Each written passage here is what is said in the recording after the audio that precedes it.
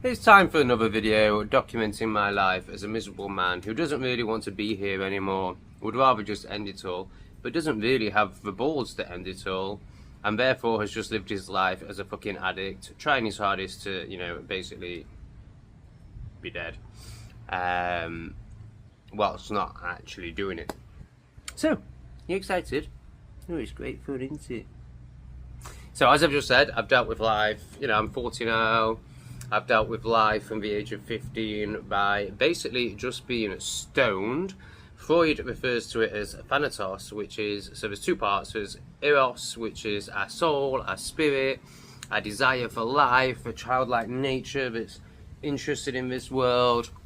And then there's Thanatos, which is just like the cynical adult that can see, that this world is shit, but everything's alive and it's run by satanic baby munching pedos, and really we don't want to fucking be here. So I can identify both those parts of myself. Certainly in my past there was so much eros, there was so much excitement, there was so much wanting to do, wanting to create, wanting to be someone, and yes, it was all from the ego, yes, it was all keeping up with the Joneses, or actually for me it was out fucking performing the Joneses by a fucking mile and rubbing their face in the fucking shit on the bottom of my shoe because I'm so much better than you, look at the size of my house, look at the size of my car. I was proper in it, but I did, feel an excitement through that fucking egoic delusion, I can relate to some eros. Now, it's a long time since I felt any eros. What I feel now is, in terms of a positive, is like a sense of peace, a sense of calmness at times, an appreciation for nature. Definitely no excitement though. Now, in terms of a Thanatos, I can really relate to that in terms of, I used to wake up every day, and I'm only going back a week here, and just be like, I cannot fucking face today. The only way I can get through it is if I numb it somewhat. Smoky smoke, smoky smoke. Now, I'm not going to talk about how I've got to this new place in a week, so I've basically mentioned it in the last 3 videos. It's basically just sitting with self, observing self, accepting nothingness. It's created this shift to this new place I'm in, where this morning I woke up and the thought was there. So basically for the last 3, maybe 4 days now, I've recorded 3 videos a day from my other channel at NTS_news, which is one that makes my money, allows me to live out here, and it's fucking exhausting. Like, I can really feel it. After I've completed these 3 videos, after I've completed recording and editing and uploading the 3 videos, which I usually do by about 1 in the afternoon, I can feel a sense of exhaustion, and then I tell myself, oh, all I've got to do now is thumbnails and descriptions, I'll just have a little fucking joint. Then suddenly it's 7 PM and I'm like, oh shit, I've still got to do those thumbnails and descriptions, and it just feels like the worst thing ever at 7 PM once I've had a joint. Up until today, I've always finished my videos at, let's say, 1 PM or whenever it is, and then just gone straight onto a joint. But so this has been 3 days now, there's been this noticing that actually the joint just makes me feel shit. I don't want it, I don't need it, and I'm not enjoying the sensation of smoking like I used to love that. And now that I'm kind of coming through, let's just say, the other side of it, or another period of it, I can now identify that, that smoking, it came from self-hatred. It came, like the reason people self-harm. It's like their emotional, internal anguish is so great that they feel a sense of relief by being able to focus on an external pain, because external is nowhere near as bad as internal. Hence why people, harm themselves. And smoking is a version of that. I mean, I think it's a lesser version of, like, literally cutting, but it's definitely on this self-harm spectrum. And as I learn to be in the present moment, learn to feel my emotions, everything I've always been running for my whole life through every external distraction I can find. Now the last one that's really there is smoking, and then if I smoke, wanking as well. And watching YouTube, I'm not at the point where I'm just like, all day. But a lot more of that is coming in, a lot less need for the distraction of computer smoking and wanking. I don't feel I'm at the point yet where I can be in a place where I know where I can get it and be like, oh, I'm just not going to smoke. I don't think I'm quite there yet. So now my situation is I'm able to get it, I have it, you know, it's in abundance around me, and I don't really feel much desire. So I've just made my videos, and now is the time when usually I'd smoke, and I'm thinking about rolling a joint, and I'm just like, I don't want to. Like, the idea of smoking, I don't fucking want to do. Like, I don't feel a need to harm myself, you know. Like, I used to be in so much internal pain that I would love an external harm, an external displeasure.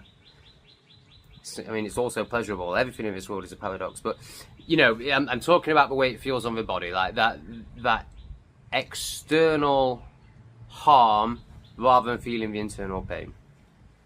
And it seems that as I've sat with myself more and more and more, which has been a lot recently, suddenly the internal pain is not that present. So therefore, I don't really need this external distraction from my internal pain. So then the dilemma is, well, what the fuck else do I do? I'm not at the point where I can just sit here and meditate all day. I just can't do that.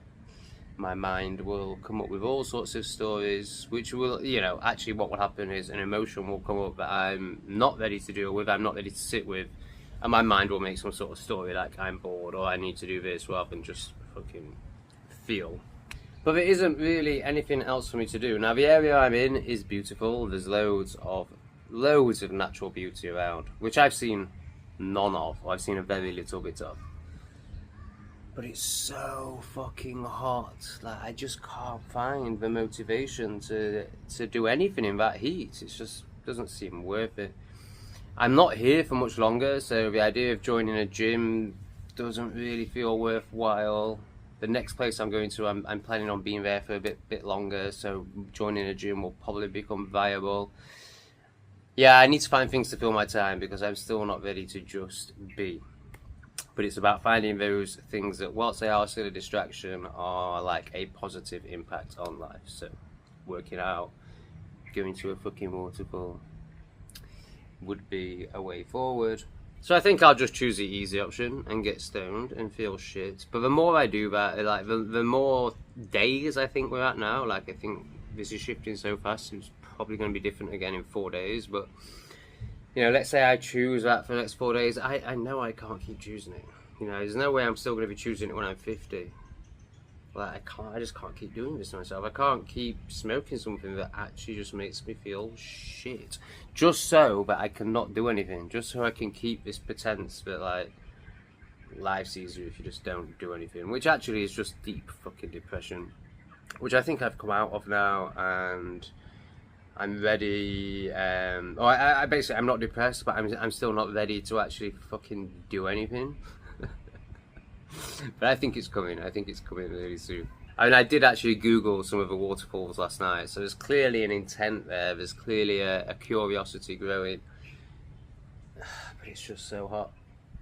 It's just so hot. Maybe we'll go to a waterfall tomorrow. Maybe tomorrow's video will be from a waterfall. That would be nice, wouldn't it?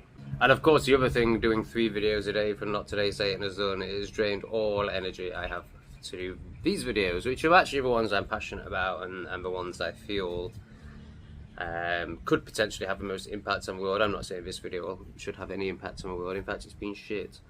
But I've stopped it many times. So you know, if I do a video on this channel where it isn't just one take, if it isn't just one flow, then I know it's shit. I know I'm trying to make a video rather than just letting whatever needs to be said stream through me, and they're always the best videos. So sorry this one has been shit. Hopefully it's good enough for you to still drop a like and a comment and try and support the channel, which of course motivates me to make more videos on this channel. So if you do appreciate these kind of videos, please do support them, because then you'll get more. In my 40 years of being an addict, or 30 years of being an addict, 40 years of being alive, 25 years of being an addict, I've tried everything. Everything from hypnosis to ayahuasca ceremonies to 12 steps.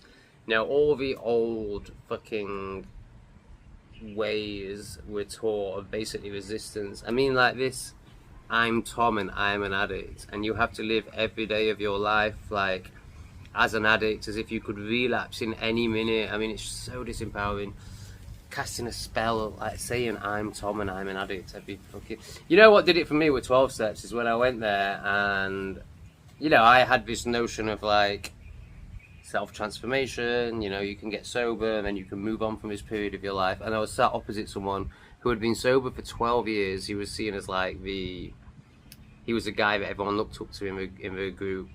He'd been sober 12 years and he went to 3 meetings a week, and he said in his share if he didn't go to those 3 meetings he would relapse tomorrow.